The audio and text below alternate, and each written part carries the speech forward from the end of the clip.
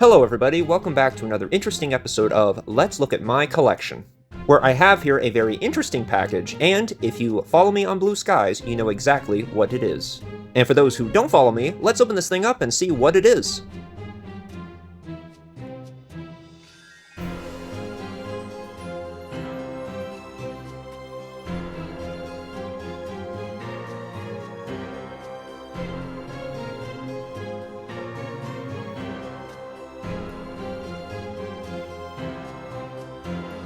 And before I start, I want to say this is how you package something. And here it is, the Knights of Guinevere Art of the Plot. I of course got the hardback version of this book due to the amazing artwork which features prominently Guinevere, Andy, and Frankie. In this art, Andy and Frankie are sporting their awesome armor which they were wearing on the pins I also received, and at the end of the pilot episode in the credits as well. I didn't notice that before, and I had to rewatch it. Sorry, guys. Since this book is rather long, I will be breaking this video up into 3 separate parts. Mostly I recommend that you could just play this video in the background while you're doing your homework or cleaning your room. It would be perfect for my monotone voice to carry out into the great beyond, or something like that. So let's look at my collection and see what secrets lay within the pages of the Art of the Plot. The first page, we have Princess Guinevere, the android, wearing her original dress she wore in the pilot. And of course, since this is a character sheet, we have the different angles and sides of the character, showing the amount of detail that animators have to put into the character. On the following page, we have more shots from the character from the pilot itself. Up here in the corner image on the preceding page, we have this frame of Guinevere posing next to Andy's imaginary friends. That was featured in the single frame in the plot of the series. This page in particular is pretty cool because we have different styles of what Guinevere could look like with the different clothing. I think it is interesting how originally the crown was originally supposed to hover, and then it eventually kind of morphed into a more traditional crown. Interestingly, we do see these stars in her hair buns, which were supposed to be the representations of the crown. Maybe in a future episode we will see these stars magically appear out of her hair and allow her to reveal a new power or ability. I guess we'll have to wait and see if that comes into play in the rest of the series. Also, forgot to mention we have these really cool art notes on how they drew the characters, like poofy-like sleeves and what if it floated. It's like we're going on this interesting journey of the artist's thought processes and how the character would ultimately look along with the rest of the series. It's really quite interesting. Finally, we have this really interesting piece of Orville and Guinevere that we did see in the pilot, but if you look at it closely, we see it's more of a rougher drawing than what we saw in the episode. Turning the page, buckle up because we're going to say that a lot in this episode, we have some close-ups of Guinevere, as well as some fun art notes. Having fun with close-ups. These are the beauty shots of the scene and really connect you with the character. We definitely agree with this. Even though she is an android, we do see a lot with the expressions of Gwen. As we see here in this note, follow the brows, but don't be afraid to push them. I believe they are trying to get the right balance of lifelessness and life as seen in an android, like Guinevere. On the following page, we see different cells of colorization to help give this single scene depth. And it looks like there were quite a few animators who worked on this one scene alone. It's just truly incredible to see the amount of work that went into this single solitary scene that we only see a few minutes in the pilot. As we turn to the next page, we see this very interesting piece of work that has its lines removed, showing the amount of line work that also went into the pilot. These look actually really interesting and kind of remind me of this Art Deco style, especially this one on the preceding page. Now we have a character sheet on the preceding page of Proto-Gwen when she is in the opening of the pilot, as well as when she is found by Frankie in the water below. Something I didn't notice in the pilot, due to the dark atmosphere, is that the tips of Guinevere's hair are black for some reason. Maybe it's some kind of grease or motor oil? I do not know. It does appear that she does have something that will come out of her missing arm, sort of like tentacle things, in order to manipulate objects to better help out during a situation. We see this briefly in the pilot when she battles Sir Arthur to rescue Andy and Frankie. On the next page, we get this little interesting hint here that suggests that this Guinevere android may perhaps be the first android due to the 00 on her chest. We also see it on Proto-Gwen in the original character sheet. On the preceding page, we get this very interesting stained glass frame, which was a beautiful way of framing in the pilot. However, I'm not really sure what to call it exactly. it is certainly a beautiful scene nevertheless. On the next page, we have another expression sheet of Proto-Gwen's head, as well as the different emotions she emotes. And on the preceding page, we have these very interesting art notes. Seriously, I've watched the pilot numerous times, but these little notes are giving me great insight into little things and details I missed, such as the little pegs in the corner of her face forcing her to smile. Also, I think it is interesting how the character, Gwen, works on ball joints, like she's sort of a dress-up doll. That is definitely going into some deeper symbolism depicting her as this doll that they can just dress up and put out for someone else's amusement. On the next page, we now have this incredible animation of when Gwen is discovered by Frankie, as well as showing these beautiful detailed shots, and just shows us how much work went into every single solitary scene of this animated pilot. On the preceding page, we also have more rough drawings of when Frankie is examining the Guinevere android she discovers. On the next page, we have this beautiful close-up art of Proto-Gwen when Frankie and Andy try to plug her in order to quote-unquote fix her. This is definitely some eldritch horror stuff right here. The way it is animated is both horrifying, but also very beautiful in a way. On the preceding page, we also have this close-up shot of the eye, which shows this spike that comes out. We don't get answers of this, and I'm not sure if it's in the pilot, but maybe we'll discuss it further in the future with future episodes. Still, really amazing artwork, people. On the next page, we just sort of have this fan art that the animators did of Gwen. We also have this very beautifully animated dance sequence, which wasn't used in the pilot, but might be used in a future episode. Or maybe it's just concept art that we will never see in any of the episodes. Still, it is pretty enjoyable, and also really funny to see Andy try to dance with the android and try to hold her up right here. That's just a funny little detail they added that I really enjoy. On the next page, we have the famous scene when Guinevere helps Andy and Frankie defeat Sir Arthur, as well as seeing the tendrils come out of her body, which I'm assuming she used to help accomplish this feat. And of course, here and on the preceding page, we see the different frames and lighting they had to use to animate this scene. On the next page, we have Guinevere alternatives, which shows us that there is in fact more than one Guinevere android. As was said in the plot, if you can believe it, there are as many Gwens as there are stars in the sky. Which is quite a bit, and kind of makes me wonder if there are other Guinevere robots on other planets. After all, Sparks did say he had other clients that would be interested in buying a Guinevere robot, so maybe they are quite common throughout the different planets and universes that they inhabit.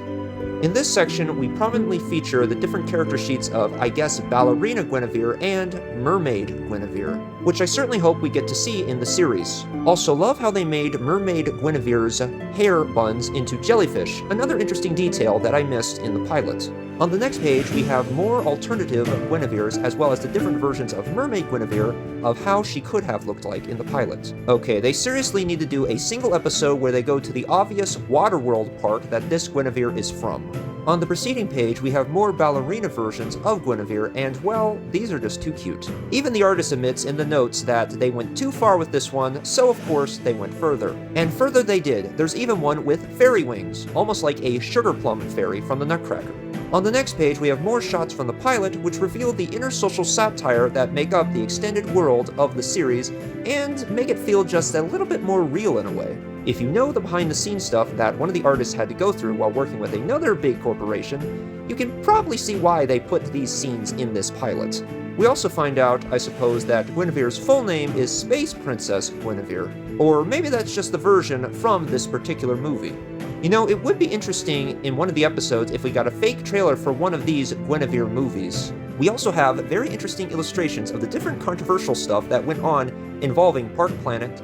Seriously, I am so curious to wonder if there is something more behind this event that occurred in the headline. And also, we do kind of get some real-world satire here. There are people who do harass park staff and put it online. So, yeah, if you do that, get a life. We also get this very interesting short we didn't see in the pilot, I guess of sort of like a TikTok thing, where it shows a Gwen doll getting smashed and getting a ton of likes. We also get this really cute drawing of Guinevere as a mouse. Maybe we'll see that more in the series. On the next page, once again, we have the different versions of Gwen, as well as the girl boss version of Gwen, which I hope we also see in the series. Maybe Andy and Frankie will have to battle her or something. On the preceding page, we have more social satire of the different costumes that a child can buy to dress up like Gwen. We also have a 3D version of the doll featured in the episode of the pilot. Finally, we move on to Andy the Sword. We have the two character sheets, one of adult Andy and one of child Andy. I certainly hope we get more of an insight into how her parents decided to come to Park Planet, as well as how she got interested in engineering and became a crownie. On the next page, we see that this character's art style reflects her personality. For instance, she is very closed off except when she has an idea. Her body language reflects this with her closed stamina. We get this very funny drawing of her trying to get ready in the morning, as well as the stresses and issues with her job in this next drawing, obviously showcasing how she has to do all the work for her job and everybody depends on her. On the preceding page, we see these very interesting sterilization gloves, which turn color when they are activated. Maybe they help her do her work because maybe the material she deals with is toxic? I'm pretty sure they weren't featured in the pilot, but I certainly hope we get more of them, especially what they can do maybe in the future. We also get this detailed depiction of the gas mask she uses in the pilot, which we only see once again for a few seconds. We can see here how it folds up and how it can be put away. On the next page, we have an emotional ref sheet of Andy, as well as the different frames on the preceding page from the pilot. On the preceding page, we have these interesting rough sketches of the character, perhaps original concept art. We also have more cool fan art of Andy from the animators, especially this one down here, which might suggest that Andy could be a gamer. On the preceding page, there's also this really cool art piece which is entitled The Dreamer, which shows Andy hooked up to a game console with her mind. Although I consider Andy more of a realist rather than a dreamer, she does still dream of getting off of Park Planet, which we can see right here in the piece where it says in the corner, Terra 2, which is the game they are playing, suggesting that she is playing a game where she is on another world entirely. On the next page, we have the classic Andy flicking us off, as well as the different fashion the character could have worn, and how that fashion evolved originally from a trench coat to what we see in the pilot. On the next page, we have different sketches of Andy as well as more expressions. The same is on the following page. On the next page, we get this very interesting look at Andy's computer, which is done in the style that I have just found out, which is called cassette futurism, which was a type of futurism that was done on older types of computers, as well as the prominent Nintendo, which is basically what this computer does look like when it is closed. Below this, we see the different types of computers that could have been Andy's computer in the pilot, and they are all designed prominently in the cassette futurism aesthetic. On the preceding page, we have the different heads and busts of the different characters I'm assuming exist throughout the park. We also see the head that she was working on during the pilot, and also it is leaking this mysterious purple liquid, which I think could be toxic, which is why she might need to wear sterilizing gloves. It looks like any one of these heads could have been a good stand-in for the head that Andy worked on. I especially love the elephant here with the projection eyes. That's an interesting touch. Finally, on the next page, we move on to Frankie the Shield, and like Andy, we have both an adult and child version of their design ref sheets. On the next page, we have the different designs and body languages of the Frankie character. And this is why I really enjoy her as a character, and why she's probably my favorite of the three. She has this open body language, and she can be tough, but she acts like a princess around her robot imaginary friends. She also acts goofy around people that she most definitely knows. This, of course, gives her character a lot of depth to her, because they could have just made her the tough person, but of course, we see that she can act dainty and goofy, as well as not just this very tough persona. This is definitely shown on the preceding page when we get these random sketches of her either lifting weights, punching somebody out, or just being a lovable goofball. On the next page, we have these interesting running sketches of the character, and on the preceding page, we have the emotional sheet. On the next page, we have more fan art of the Frankie character without her iconic hat. I believe this is early concept art of the character, and as we can see, as we move further to the right, she becomes more like she was in the pilot. We also get this really cool full body shot of the character in the concept art. On the next page, we have these illustrations that were used in the actual pilot, and now I'm noticing that Frankie is missing quite a lot of teeth. She does work for Sparks, who is also a narcotics dealer, so maybe she had issues with narcotics, maybe, which caused her teeth to fall out.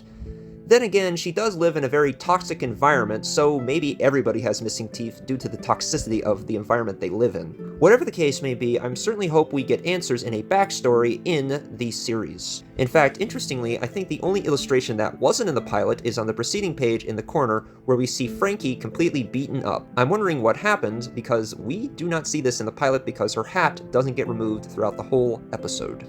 On the next page, we get Franky's robot sidekick, who she uses to hack into computer programs as well as other machines. Interestingly, he is disguised more like a toy, however he is a formidable device that Franky can utilize to get out of certain situations. I am very curious to know how they will utilize the technology throughout the series. Also, it's pretty cute on the preceding page that they had him with twin exhaust ports, like on a truck. On the next page, we have this hacking device which is definitely inspired by a Game Boy. In fact, they even have this Game Boy Mario microphone head, which is inspired this device that she used to hack a claw machine. On the next page, we get the hacking loop screen that explains the different animation patterns of this single frame of animation. Here we can see the frog jiggling his.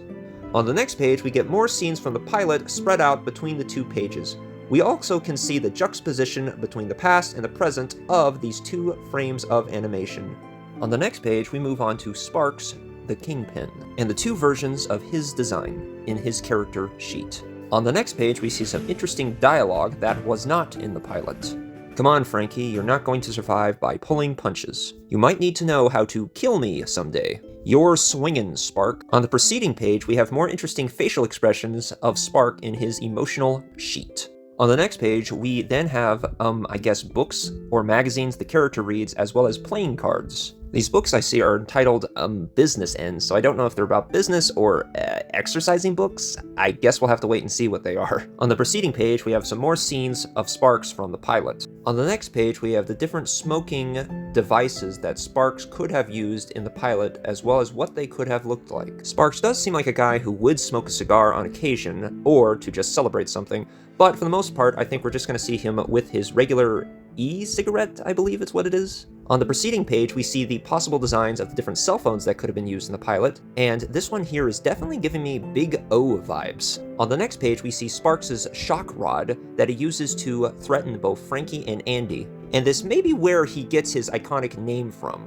On the preceding page, we finally figure out what happened to Franky's teeth. And I have to say, it's pretty creepy that her teeth are being used as a device to pull out other teeth. It's very gross. It also kind of makes me wonder why Franky stays on Sparks' crew if he's so abusive. What does he have on her? Or maybe it's just an abusive relationship where she has no better place to go and she just doesn't know how to get out of it. Certainly we'll be interested to see where this backstory leads to. Also, Franky could still have been addicted to the narcotics, so maybe that's what he has over her?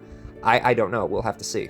I also hear theories that perhaps maybe the narcotics that Sparks distributes might actually be made from the fuel that powers the robots and machines on Party Planet. Which does kind of make sense. After all, there are drugs in our real world that are made from battery acid, so it does make sense that perhaps maybe this could be the case. On the next page, we have Olivia, the ruler, from her older self to her younger self on the preceding page, which is pretty cool because we did not get a clear look at her face when she was older. So if you want to see old Olivia, here is your chance. On the next page, we see the different designs of what her character could have possibly looked like down here on the bottom. This one here is particularly interesting to me because it seems like she was originally supposed to be maybe a little robot character originally. Also at one point, she was originally supposed to have black hair like her father, so it kind of leads to the question, where is her mother? Because she must get her blonde hair from her mother, right? So what happened to her? On the next page, we have another emotional sheet from Olivia with not much emotion from her younger character. In fact, throughout most of the pilot, her younger self doesn't seem to have that emotion at all, and she seems more robotic than the machine she creates, which is very ironic. On the next page, we have another stained glass framing thing, which, once again, not really sure what to call it, and on the preceding page, we have more of these stills from the pilot with the different line work and colorization to add depth. On the next page, I guess we get teenage Olivia and the different styles of clothing they gave her that she could have worn in the pilot. On the preceding page, we see her become less dressy and more businesslike, almost to say that she is taking over the company and she is now running the park. Which leads me wondering what happened to her father. Did he pass away at this time, leading her to have to step into the role? Did he have an accident? Certainly some questions that I look forward to being answered in the rest of the series. On the next page, we have this interesting drawing from the pilot of her hooked up to all these machines, surrounded by her servants. Once again, we did not really see her face in this scene, but it is really cool that now we can get a clearer picture of what she looks like from this art book. On the next page, we see more versions of older Olivia, as well as her servants, who I'm assuming are electric servants, or maybe machines too, or maybe they're just park workers who are forced to wear these ridiculous outfits. It's really kind of curious. On the next page, we have, finally, Orville, the founder of Park Planet, and his ref sheet. On the preceding page, we have his emotional headshots, and like his daughter, there's not much. And I'm sure he's not based off of any major founder of any major animated studio or anything. On the next page, we have more stills and renderings of the different cells from that really bizarro instructional video we saw in both the pilot and the trailer. And once again, I didn't notice all the shadows involved that kind of make him look kind of maniacal. On the preceding page, we have more designs of this influential character. And once again, I'm sure he's not representing anybody at all in particular. I mean, seriously, I do not see any resemblance of this character to someone else. Social satire. On the next page, we are discussing one other character that was featured in the pilot in this part, Reggie the Merchant, and his character ref sheet. On the preceding page, we see more possible designs of the character. On the next page, we see a very famous scene which, although brief, does give us great insight into the world of Party Planet. We see that Reggie is not interested in serving crownies, which I'm assuming is a derogatory term that refers to people who directly work with the park. It definitely shows the divide between the working classes in this society, and definitely has a parallel to our own society, where the people up top essentially try to keep us fighting among ourselves so they can essentially get away with whatever they want, and we do not concentrate our anger upon the people who make all the decisions. And Andy says this as much when she has that conversation with Reggie. We're all victims of the park, but everyone's so busy picking apart each other, they don't see the corporate hand at the wheel. You think a cog like me has power? Although people who work directly with the park probably have better positions and get better pay, they still have to live in a very toxic and polluted environment of the planet. On the previous page, we have different animation styles, as well as this famous still from the scene when Andy and Reggie are having this interesting conversation. In this scene, of course, Andy does say something that is actually kind of interesting. She says she is just a cog in the machine and she has no control over what goes on at top. However, if a cog in the machine refuses to work, then doesn't that machine not function properly and therefore not work correctly? I think her feelings of helplessness and the belief that she can't do anything is gonna change as the series goes on, as she realizes that even the most smallest amounts of resistance can sometimes create the biggest amounts of change. Also, down here in the corner, we have different colorizations of the Reggie character. This is, of course, where we come to an end to part 1. We have essentially gone over the main characters that have been featured in the book throughout the plot. However, there are many other different background characters we didn't go over, and other characters that are featured in Knights of Guinevere. There's also a section where we see the designs of the whole planet, as well as different houses and different environmental scenes, so stay tuned for that.